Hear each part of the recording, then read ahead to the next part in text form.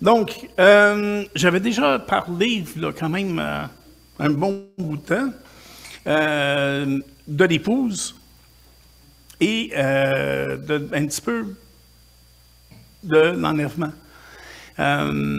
J'aimerais éventuellement aller plus en détail. Mais avant d'aller en détail, j'aimerais poser quand même un certain fondement, une certaine base biblique. Parce qu'on parle, là, je parlais avec d'autres personnes, pas de cette assemblée, là, mais bon, OK, il va y avoir l'enlèvement, il va y avoir ça, mais pourquoi? Ils n'ont pas le background, l'arrière-plan de pourquoi tout ça. Donc, j'aimerais, c'est un petit peu plus sec ce matin, moins excitant, mais c'est ça, c'est vraiment de poser le fondement. Donc, le sujet de l'étude de ce matin, parce que c'est une étude plus que d'autres choses, c'est qu'est-ce que la tribulation et l'enlèvement. Avant de rentrer dans les questionnements comme qui va être enlevé, quand aura lieu l'enlèvement, puis quand je dis ça, c'est avant la tribulation ou après la tribulation, parce que si quelqu'un vous approche et vous dit que l'enlèvement va avoir lieu à telle et telle date, revirez de bord puis partez à courir dans l'autre sens, là, parce que même Jésus ne savait pas la date. Mais avant de tout essayer de répondre à ces questions-là, on devrait voir d'où viennent ces événements et leur pourquoi. C'est un sujet qui peut être inconfortable au minimum et même épeurant pour certains. Moi, personnellement, je peux vous dire qu'avec mon passé, que de parler de eschatology, l'eschatologie, pas facile en français, aussitôt qu'on tombe dans ce sujet-là, c'était toujours la peur qui m'envahissait. OK? Parce que, naturellement, on parle de tribulation, on parle des moments qui sont très, très, très, très, très difficiles sur la terre, la colère de Dieu. Fait, tu vas être enlevé, mais est-ce que tu vas être enlevé? Puis si c'est au mauvais moment, est-ce que tu vas... Bon, est-ce que je suis digne d'être enlevé? Finalement, c'est la question qui me revenait. Naturellement, là, on sait que... je vous dis qu'effectivement, quand on est scellé par le Saint-Esprit, c'est pas un problème. Mais avant de rentrer dans tout ça, c'est ça. C'est juste de parler un petit peu de la base. On va commencer avec Israël, qui, comme ça y arrive souvent, le peuple désobéit à les commandements de Dieu. Hein? On les a vus faire, pas qu'on est plus smart qu'eux autres, mais en tout cas. Puis, une des lois qu'ils ont, c'est que la terre doit être cultivée 6 ans. Le 7e, c'est le sabbat. La 7e année, il y a pas la terre n'est pas cultivée pour la laisser reposer. Puis, naturellement et malheureusement, ils ne l'ont pas fait. Ils ont négligé le sabbat de la terre cultivée. Et par conséquence, et pour d'autres raisons, pas rien que celle-là, mais d'autres raisons aussi, Israël est pris en captivité par Nebuchadnezzar, qui est le roi de Babylone. Naturellement, il y a la guerre entre les deux, ils se font prendre captifs. Donc, on parle de la mortalité des soldats, le déplacement de tous les gens, de la prise en captivité et tout ça. Donc, c'est un événement qui est traumatisant, qui est traumatique. Donc, on peut commencer à 2 Chroniques 36, s'il vous plaît. Nebuchadnezzar emmena captifs à Babylone ceux qui échappèrent à l'épée. Donc, ceux qui étaient encore vivants, c'est encourageant en partant, et il fut assujetti à lui et à ses fils jusqu'à la domination du royaume de Perse afin que s'accomplisse la parole de l'Éternel prononcée par la bouche de Jérémie. On va voir la prophétie que Jérémie a eue, la parole de l'Éternel que l'Éternel lui a donnée. Et ça, jusqu'à ce que le pays eût joui de ses sabbats. Fait que, donc, c'est ça. L'Éternel a dit, vous ne voulez pas y donner de repos à la terre? Ben, je vais vous sortir de là, puis la terre va se reposer. Il se reposa tout le temps qu'il fut dévasté, jusqu'à l'accomplissement de 70 ans. 70 ans. Ça veut dire que à tous les 7 ans, ils ont sauté 1 an de sabbat. Puis la somme totale, c'est de 70 ans. C'est-à-dire 7 fois 7, 49. 490 ans qui ont négligé le sabbat. Une autre preuve de ça, c'est dans Jérémie 25, 11, s'il vous plaît. Tout ce pays deviendra une ruine, un désert, et ces nations seront asservies au roi de Babylone pendant 70 ans. Donc, on a la parole de Jérémie, la parole de l'Éternel en travers du prophète Jérémie. L'autre verset, s'il vous plaît, Jérémie 29, 10 à 14. Mais voici ce que dit l'Éternel. Dès que les 70 ans seront écoulés pour Babylone, je me souviendrai de vous et j'accomplirai à votre égard ma bonne parole en vous ramenant dans ce lieu. OK? On va arrêter ici. Je vais faire un détour maintenant qui n'a pas rapport, mais je vais me le permettre quand même. OK? Oh, c'est ça, merci. On a souvent tendance à prendre des versets bibliques hors contexte. OK? Ce qui nous fait notre affaire. Mais par contre, il faut comprendre qu'ils ont un contexte, il y a une histoire en arrière de ces versets-là. Et ça donne que c'est un verset qui suit, c'est souvent utilisé comme promesse, comme quoi que l'Éternel va être bon envers nous. OK? Mais il faut comprendre que, premièrement, avant que ce verset-là sorte, l'Éternel les a livrés en captivité. Il y a eu des morts, il y a eu des captifs, il y a eu de la souffrance, il y a eu toutes ces choses-là. Fait que, c'est ça, il dit à la fin des 70 ans, je connais les projets que j'ai formés pour vous, dit l'Éternel, projets de paix et non de malheur, afin de vous donner un avenir et de l'espérance. Donc, c'est ce bout de verset-là que souvent les enfants de Dieu vont utiliser pour s'encourager. Mais c'est un verset qui a vraiment un contexte. Vous m'invoquerez et vous partirez. Voyons. Vous m'invoquerez et vous partirez. Vous me prierez et je vous exaucerai. Vous me chercherez et vous me trouverez, si vous me cherchez de tout votre cœur. Je me laisserai trouver par vous, dit l'Éternel, et je ramènerai vos captifs. Je vous rassemblerai de toutes les nations et de tous les lieux où je vous ai chassés, dit l'Éternel, et je vous ramènerai dans le lieu où je vous ai fait aller en captivité. Donc, il y a une promesse qu'ils ont négligé le sabbat pour la terre pendant 400... Qu'est-ce qu'on a dit? Merci, 490 années. Après ça, sont emmenés pour 70 ans en captivité. Et l'Éternel dit à Jérémie qu'ils vont être rétablis.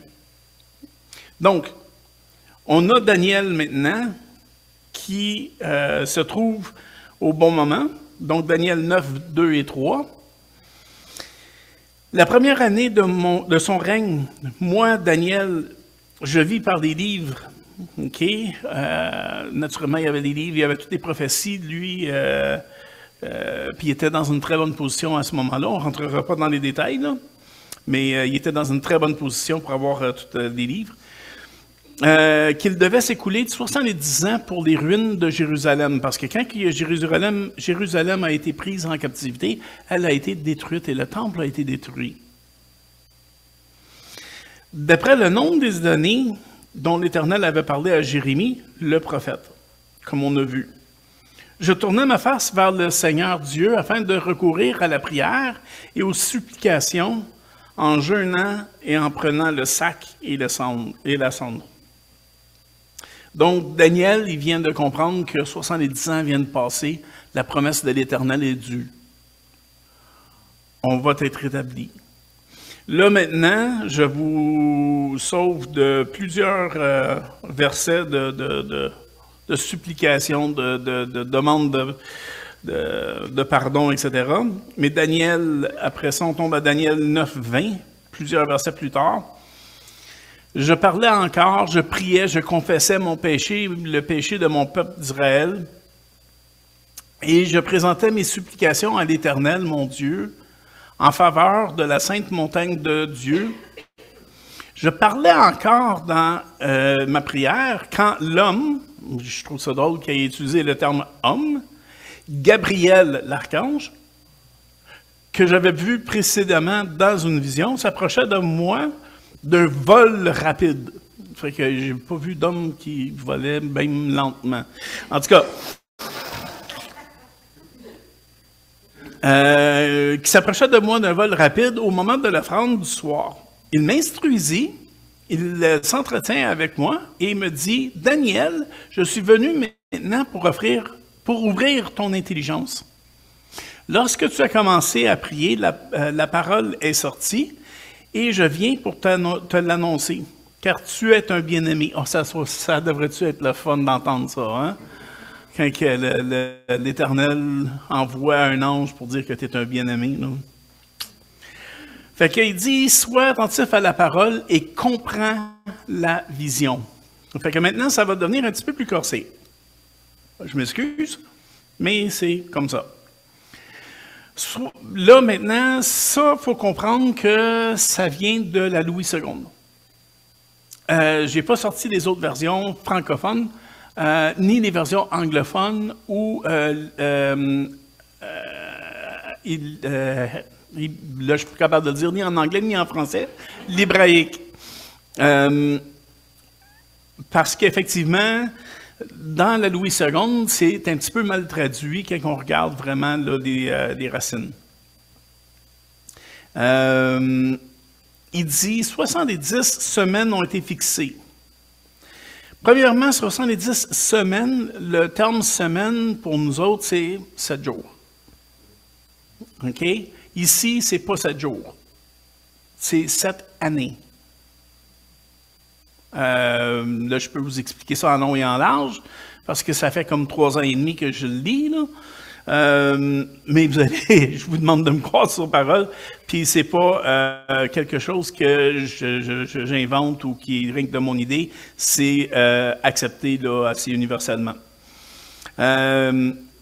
70 semaines ont été fixées sur ton peuple. Ton peuple, lui, il parle de le peuple d'Israël, et sur ta ville sainte, qui est Jérusalem. Donc, on sait que la prophétie, ou oui, c'est une prophétie, s'adresse spécifiquement au peuple juif et à la ville de Jérusalem. C'est spécifique à ça. OK? Puis il va y avoir une période de 490 ans. OK? Donc, c'est tout ça pour faire cesser les transgressions et mettre fin au péché, pour expier l'iniquité et amener la justice éternelle, pour sceller la vision et le prophète, et pour oindre le Saint des Saints. Sache-le donc et comprends. On voit l'importance de ça, là. C'est la deuxième fois qu'il dit là, de comprendre et de porter attention. Puis maintenant, on va voir... on va le voir. Depuis le moment où la parole a annoncé que Jérusalem sera rebâtie, Donc, depuis le moment où la parole a annoncé que Jérusalem sera rebâtie, on parle du décret du roi.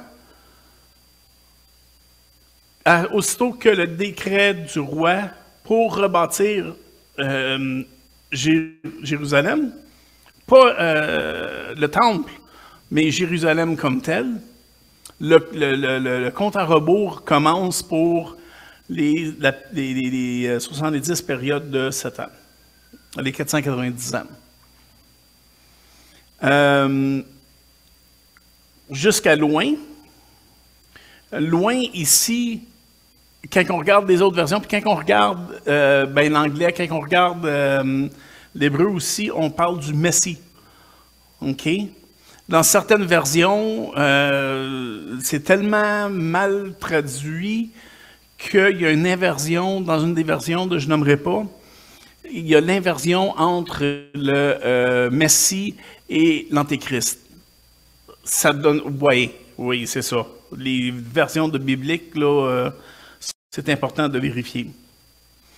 Il y a cette semaine, dans 62 semaines, les places et les fossés seront rétablis, mais dans des temps fâcheux.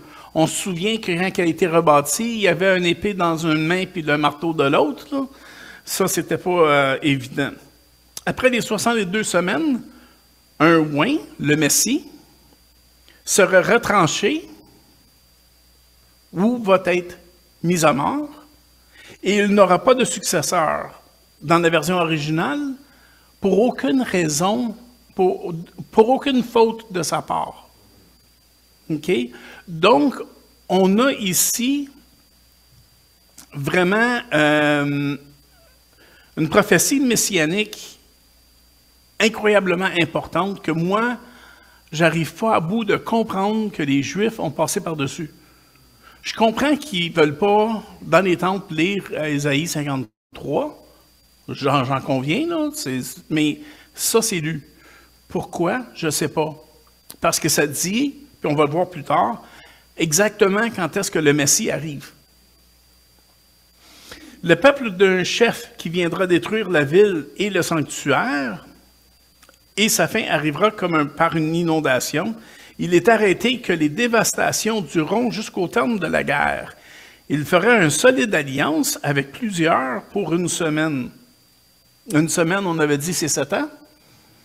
OK. Ici, on parle de l'Antéchrist. Je peux le démontrer, mais encore là, ça prend du temps. Puis on va le voir dans un autre dimanche. Il fera une solide alliance avec plusieurs pour une semaine.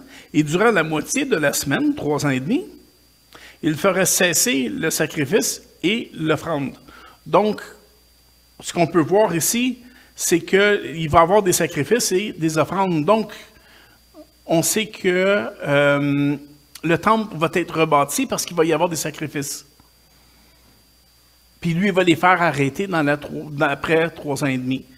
Donc, on sait que ça, c'est quelque chose qui devrait arriver prochainement, parce que je ne veux pas nécessairement parler de combien de temps que ça va être côté calendrier, mais dans les événements qui se suivent, qui se succèdent, c'est dans les prochains événements. Le dévastateur commettra des choses les plus abominables jusqu'à ce que la ruine et ce qui a été résolu fondent sur le dévastateur. Donc, on a démontré qu'une semaine, c'était 7 années. Et il y a 69 semaines entre le début jusqu'à ce que loin le Messie soit retranché. Ou en la version anglaise, pour aucune faute de sa part. Néhémie 2:1, merci. Au mois de Nissan, la 20e année du roi, je m'excuse, bonne chance, il est écrit là. Je l'ai déjà dit comme faut une fois. Après ça, j'ai jamais été capable. Comme le vin était devant lui, je pris le vin et je l'offris au roi. Jamais je n'avais paru triste en sa présence. Le roi me dit, « Pourquoi as-tu mauvais visage? Tu n'es pourtant pas malade.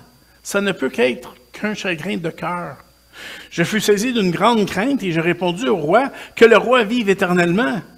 Comment n'aurais-je pas mauvais visage lorsque la ville où sont les sépulcres de mes pères est détruite et que ses portes sont consumées par le feu? Et le roi me dit, que demandes-tu? Et tout de suite, je prie le Dieu des cieux et je répondis au roi, si le roi le trouve bon et si ton serviteur lui est agréable, envoie-moi en Juda vers la ville des sépulcres de mes pères pour que je la rebâtisse. Le roi, auprès duquel la reine était assise, me dit alors, combien ton voyage durera-t-il et quand seras-tu de retour? Il plut au roi de me laisser partir et je lui fixai un temps. Ça, le décret de ce roi-là, que je ne suis pas capable de prononcer son nom, c'est en 445, avant Jésus-Christ. OK? Donc, en 445, le compte de rebours part. Et ils ont la date exacte. Moi, je ne l'ai pas, mais on peut le retrouver sur l'Internet dans... vous autres, vous utilisez comme YouVersion. Moi, j'utilise Olive Tree. On est capable de retracer les dates et tout ça par des historiens. Sir John Anderson, The Coming Prince, ça, c'est un policier qui a fait le calcul, lui. J'ai oublié de regarder quelle année, ça m'intriguait, puis j'ai oublié. Un policier? Oui, c'est... j'imagine que ça devait être un petit peu dans son rôle d'investiguer, puis de creuser, puis tout ça. Anyway, lui a fait le calcul, fait qu'on n'est pas obligé de le faire. Il a été vérifié plusieurs reprises par des théologiens. Il est largement accepté comme étant véridique, comme étant correct comme calcul. Lui, il l'a calculé à partir de 445 avant Jésus-Christ et l'a calculé ici, d'une manière, je vais le calculer d'une autre manière pour le fun. 69 fois 7 années solaires. Pour nous autres, c'est des années solaires qu'on a. OK? Donc, ça donne, avec l'année 0, ça nous donne l'année 31 après Jésus-Christ. Donc, au début du ministère de Jésus. Quand on le calcule dans les années lunaires, qui est vraiment la manière que les Juifs... c'est le calendrier juif. Donc, c'est beaucoup plus logique d'utiliser leur calendrier. Ça tombe le dimanche des Rameaux. Jour pour jour. Puis c'est là où j'ai un petit peu de misère avec les Juifs qui refusent Jésus comme étant le Christ.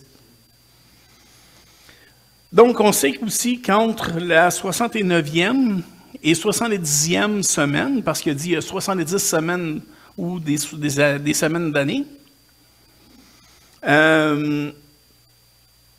il manque une semaine, là. Donc, il reste une semaine à s'accomplir. On a déjà vu aussi, je l'ai pas mis en... Je ne l'ai pas fait ressortir, mais ils ont parlé de destruction du temple aussi, dans Daniel. Tout s'est accompli jusqu'à la 69e semaine de 7 ans. Là, il reste une semaine à vivre dans l'histoire. On sait que cette semaine-là, elle n'est pas arrivée. Parce qu'on va voir toutes les prophéties qui sont rattachées à ça. C'est des choses qui ne sont pas arrivées du tout. OK? Et puis, cette semaine-là, c'est ce que nous autres, on appelle la tribulation. Parce que ça devient la colère de Dieu. On se souvient que l'ange a dit à Daniel, 70 semaines ont été fixées sur ton peuple et sur ta ville sainte. Pourquoi? Oui, effectivement, ça commence avec la question du sabbat pour la terre, mais aussi que dans les mêmes prophéties, ils parlent du Messie. Ils n'ont jamais accepté le Messie. Hein? Donc, ils ont refusé Jésus comme étant le Christ. Puis Matthieu 24 et 25, parce qu'on va regarder différentes prophéties, Matthieu 24 et 25 parlent de comment le peuple d'Israël va passer par la colère de Dieu, mais que Dieu les protégera. Donc, juste en passant, j'espère de ne pas mêler les cartes, mais quand que vous entendez parler de ce qui nous attend, nous autres, l'Église, ou ce que la parole de Dieu nous appelle l'épouse. OK? Quand que les prophéties qui nous sortent viennent de 24-25, il y a une erreur qui se fait là, majeure. Matthieu 24 et 25 ne nous affectent pas, c'est ce qui va arriver au peuple d'Israël qui ont refusé Jésus comme étant le Christ. Ils vont passer par tous les malheurs dans ces 7 ans-là, puis on le voit même que tout ce qui se passe dans les ciels, puis tout ça, c'est toutes des choses qui n'ont pas arrivé encore. On sait que c'est des événements futurs. Nous autres, on a un autre destinée. On peut regarder Matthieu 24, 3. Il s'assit sur la montagne des Oliviers et les disciples vinrent en particulier lui faire cette question. « Dis-nous, quand cela arrivera-t-il et quel sera le signe de ton avènement et de la fin du monde? » Donc, vraiment, la fin de la Terre, la fin de notre société. C'est ça. Nous autres, ça, c'est vraiment pour les Juifs. C'est vraiment pour ceux qui n'ont pas accepté Jésus comme étant le Christ. Pour nous, c'est ça, on est l'Église, on est appelé l'épouse de Christ.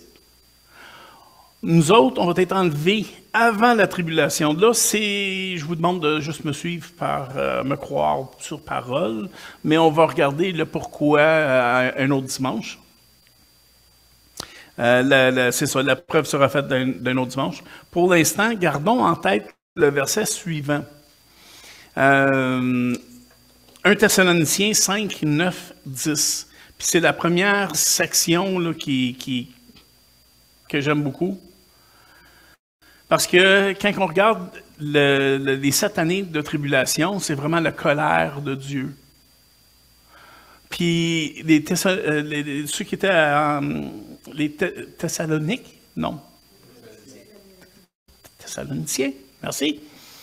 Eux autres, ils avaient peur qu'ils avaient manqué l'enlèvement, puis qu'ils étaient dans la période de 7 ans de tribulation. Et puis, ils se font dire non, car Dieu ne nous a pas destinés à la colère. On n'a pas été destinés à la colère, nous autres. Puis, effectivement, il y a des tribulations, même Thessaloniciens en parle, qu'il va y avoir des tribulations durant toute la période entre la 69e et 70e semaine. Mais ce n'est pas une tribulation que Dieu envoie. OK? Dieu, il envoie pour la 70e semaine sa colère. C'est le débordement de sa colère. On n'est pas destiné à sa colère, de un. Et si on est l'épouse, est-ce qu'il va vraiment déverser sa colère sur son épouse? Puis pour être drastique, il a écrit un livre, puis c'est ça qu'il écrit. Dieu n'est pas un batteur de femmes. Je trouve que c'est un petit peu drastique comme parole, mais il n'empêche que ça fait réfléchir. Car Dieu ne nous a pas destinés à la colère, mais à l'acquisition du salut par notre Seigneur Jésus-Christ, qui est mort pour nous, afin que, soit que nous veillons, parce qu'on devrait veiller et prier, soit que nous dormions, par ici on veut dire qu'on est décédé, nous vivions ensemble avec lui. Donc, je vous remercie beaucoup de m'avoir écouté. Je m'excuse si ça a été un petit peu long et plate, mais je voulais juste poser un petit peu le fondement pour les dimanches qui vont suivre, quand ça va être plus excitant de parler là, de l'enlèvement puis de la tribulation.